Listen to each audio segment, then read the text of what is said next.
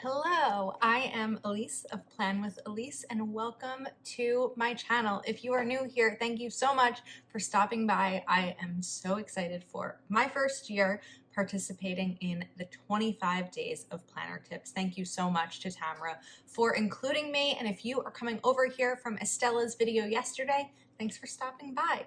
So we are going to talk about planner rut and planner funk. So the first question is, do I think that a planner rut and a planner funk are the same? I've thought about this a lot, like a lot. I've gone back and forth, and I think they are. I'm not entirely sure what the main difference between a funk and a rut are. I think that if you wanted to separate them, a planner funk might be when your system isn't working for you, when the goals that you're setting for your planner, the purpose of your planner, whether it's finances or to-dos or goal setting or fitness, wellness, whatever that might be, you're not accomplishing those goals and utilizing the planner. That could sort of be a planner funk. A planner rut might be when you're just not in a place in your life to use a planner. And sometimes that happens, life happens, right? So have I ever experienced it? Absolutely. I've experienced both.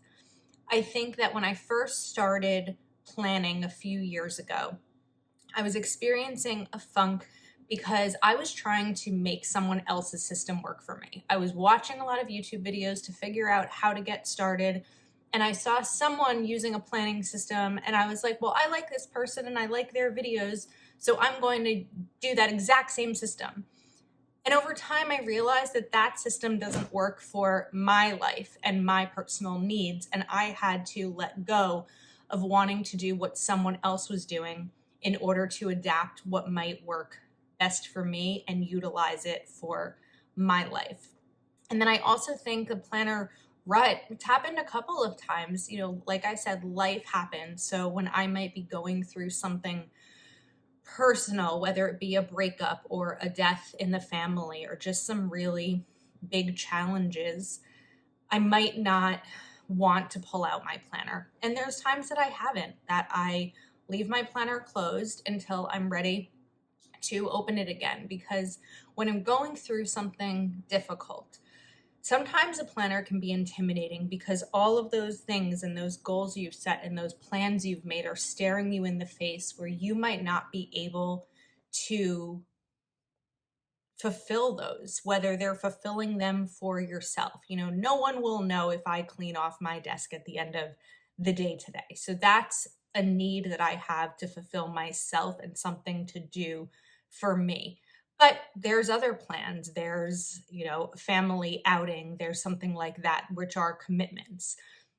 When you're going through a difficult time, it can be hard to look at your planner because it's looking back at you and saying you need to do these things. One tip that I have in getting out of a planner funk or a planner rut is making your planning a routine. So I love to open my planner in the morning before I do anything, before I start my day, before work begins. Look at the previous day or maybe the previous week, like on a Monday morning. I'll look at the previous week, see what needs to be carried into this week, and then I'll look at my calendar and see what needs to be added to this week that maybe wasn't left over from last week. Then on a regular morning, I will look at the previous day. Oh, I didn't accomplish this yesterday. Let me add it back to my list today, because I work really well with to-do lists. And so if it's Tuesday and there's something I didn't get finished on Monday that I'd really like to get finished, I'm going to move that over to Tuesday and add it to Tuesday's to-do list, because I'm going to be focused directly on that. And then I check in with my planner again around midday and again before I go to bed, sometimes setting it up for the next day if I have enough information to do that. So my real tip is making planning a habit and a routine. If you get used to looking at your planner while you're enjoying your morning coffee or just after a shower or before you leave for work, and then again before you go to bed at night or something like that, it's going to be part of your daily routine and part of your habit. And it'll make it easier getting back into your planner when you haven't been in there in some time, however long that time may be.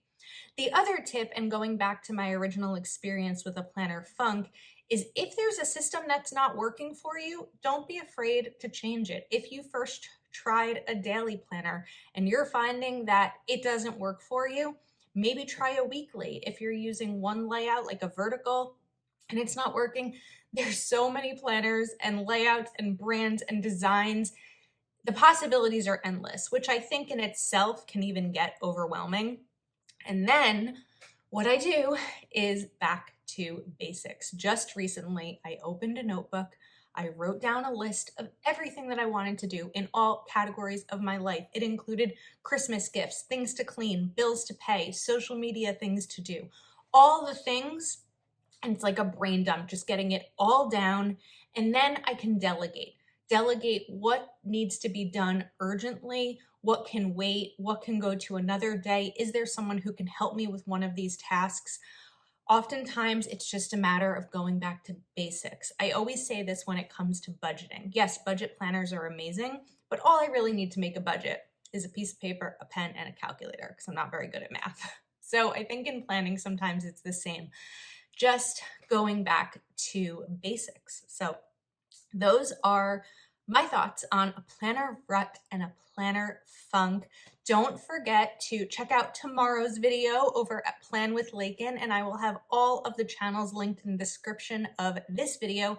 And when the 25 days are over, head back on over to Tamara's channel for a giveaway. So thank you so much for watching. If you are not already subscribed, please take a moment to subscribe to my channel. I'd love to see you over here. And thank you again to Tamara for including me in this really fun collaboration. I've been loving watching everyone's videos. So I will see you next time.